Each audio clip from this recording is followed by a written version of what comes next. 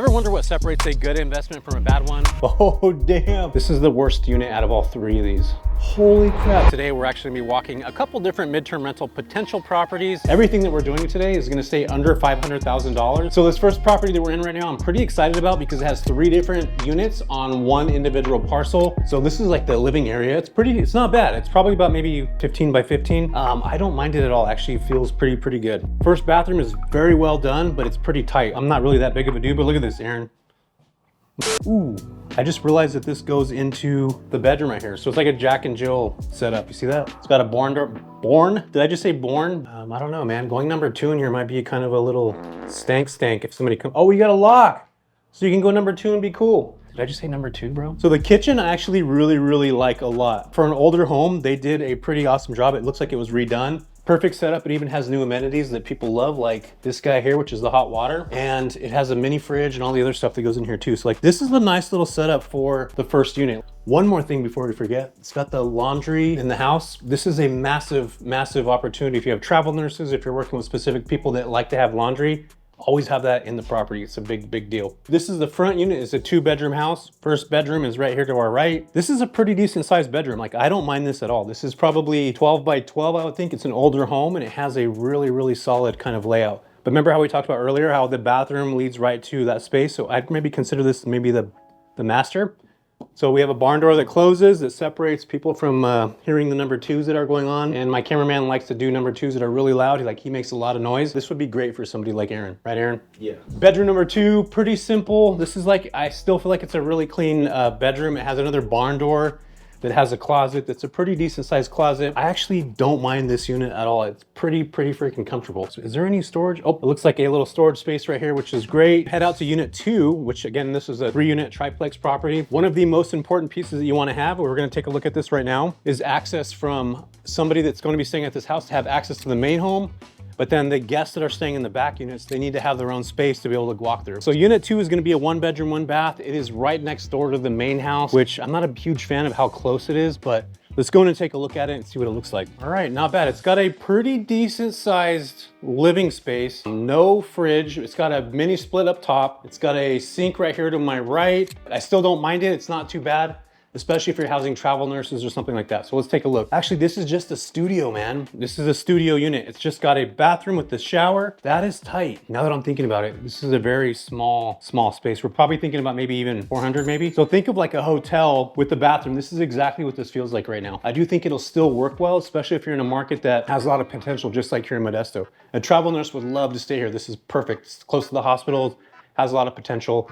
And I really believe that this is a really great spot. It is small though, but some people don't mind that at all, especially if you're traveling alone or with a partner. Okay, so I just want to give you guys a little bit of context. So you have unit 1 that's right here, and then right here to Aaron's left is unit 2, which is the 1-bedroom, 1-bath. And then if you follow me, we're gonna walk over to the other unit, which is the other separate, which I think is also another studio. This is what I'm not a big fan of. These 2 units are, I'm putting my arms out right now. These units are less than 2 feet from each other. So if somebody has these windows open and these people have their windows open, they're gonna be able to hear each other in the space. And then unit 3, that's not unit 2.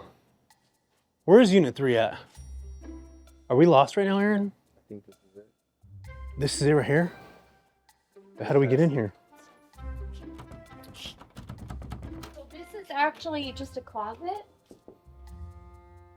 The Jack unit is actually way back here. Okay, so now I actually don't mind unit 3 because this is separated from everything else. There's probably an alley, and we'll go check this out in a minute. If it has its own alley space, which is great, because then unit 3 has its own parking spot, which is a plus for sure. All right, so they got their own space. It looks like they even have their own little hangout area, which is not bad at all. And yes, I was absolutely right. There is unit access or alley access right here to the back. But let's take a look at the inside and see what's actually going on here. Oof. All right, we're going into some this would be a construction zone for sure. And I'll detail this in a minute about why I think that, but okay, small kitchen as you walk in. Is it workable? Yes. Is it gonna cost money? Yes.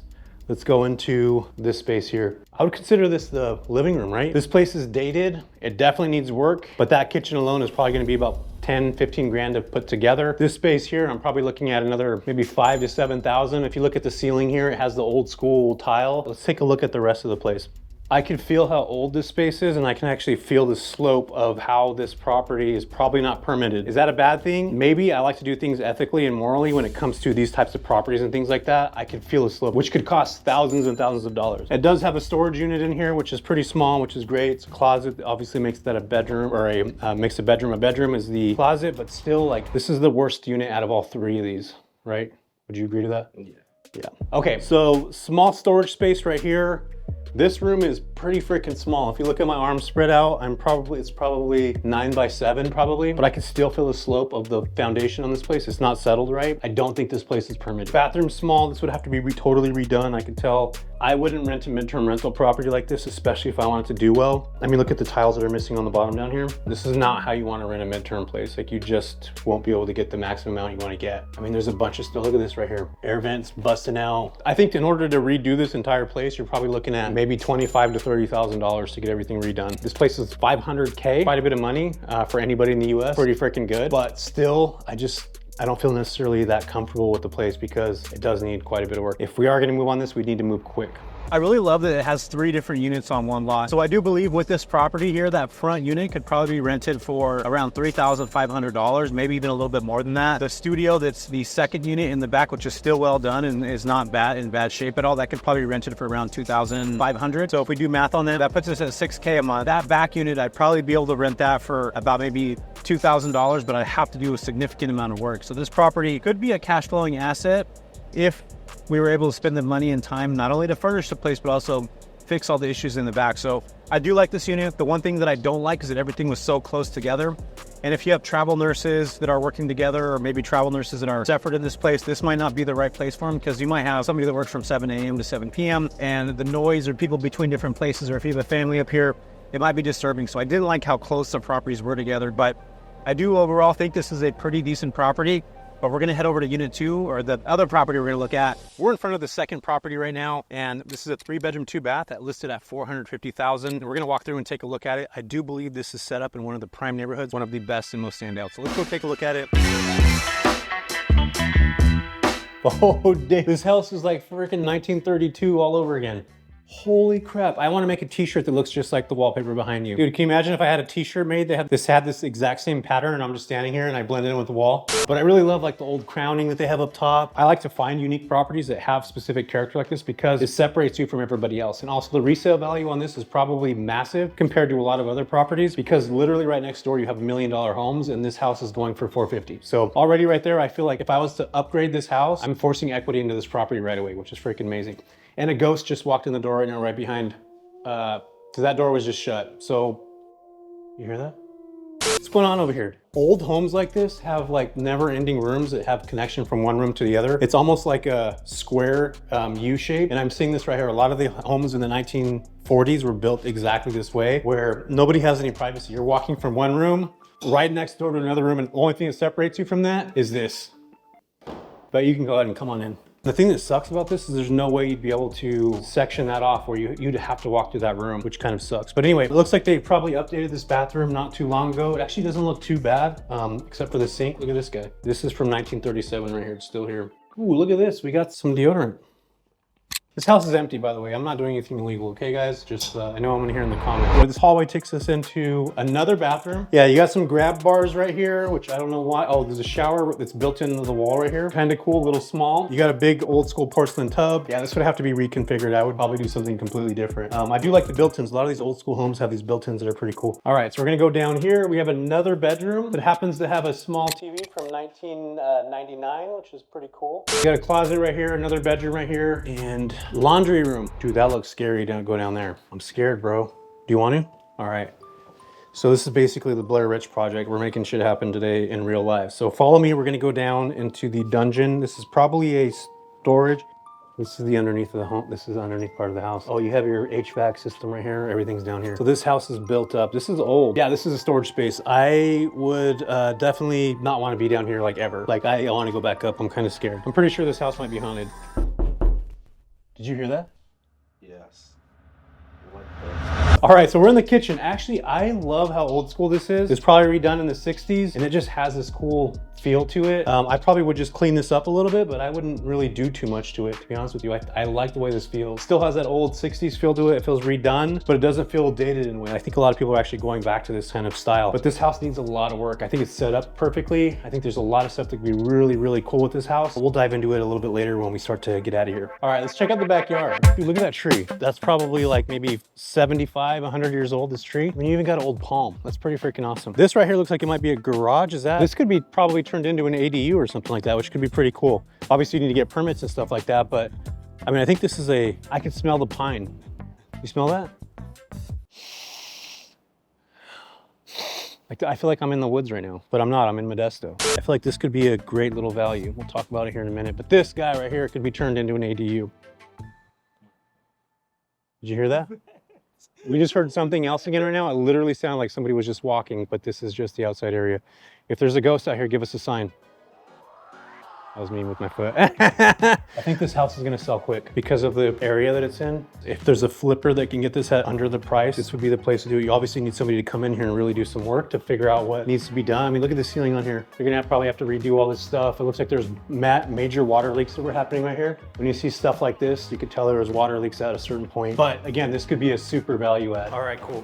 We're gonna go check out the garage real quick. The one that I talked about turning into a conversion. All right, this is the garage. Whenever I look at properties, I always look at what the garage is, especially if it's detached. This could turn into a unit. For those of you that aren't familiar with the SB9 rule in California, look into it because you can literally turn a garage into a additional dwelling unit. And you can actually parcel it off from the rest of the house. So if I wanted to, I could sell land from here back, and the property that's sitting on its main can have its own parcel, and you can end up selling those two things. But this could eventually be a conversion. I don't even think a car will fit in here unless it's like a PT Cruiser. Do people still drive PT Cruisers? Nobody drives those. Nobody's ever gonna drive. If you did drive a PT Cruiser, you need, like, there's something wrong with you, right? Because, like, that's not a good deal. So I think this could be a perfect conversion if you have the money and funds, obviously, to do it. But all right, so we got a chance to see a couple of those midterm rental properties, and we're looking today to pick the ultimate midterm rental property out of those two that we watched or we walked through, and I'm gonna have to show you guys which one it is. So here we go with the drum roll.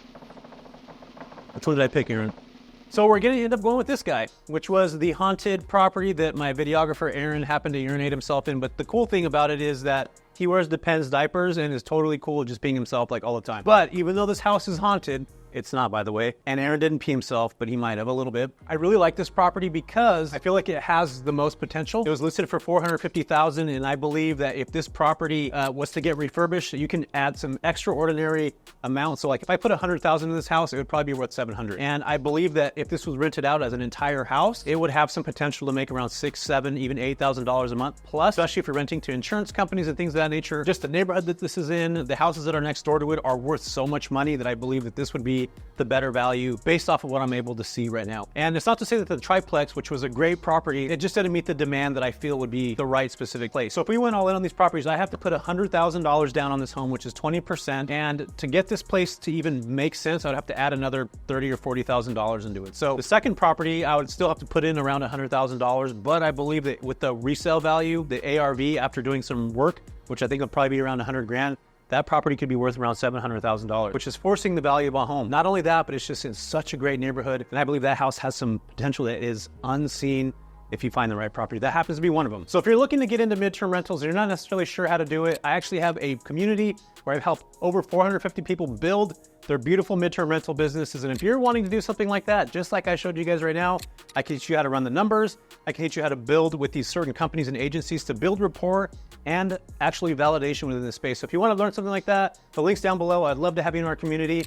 And also, I'd love to hear from you. If you guys think that I picked the wrong property, if you don't think it was the right choice, please let me know. Leave a comment down below. But I'm super stoked that you guys had a chance to hang out with me.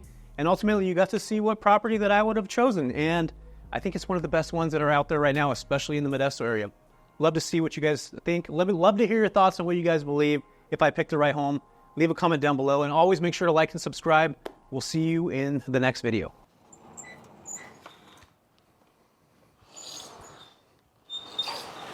How did she open that by herself? You can't even close the door, bro.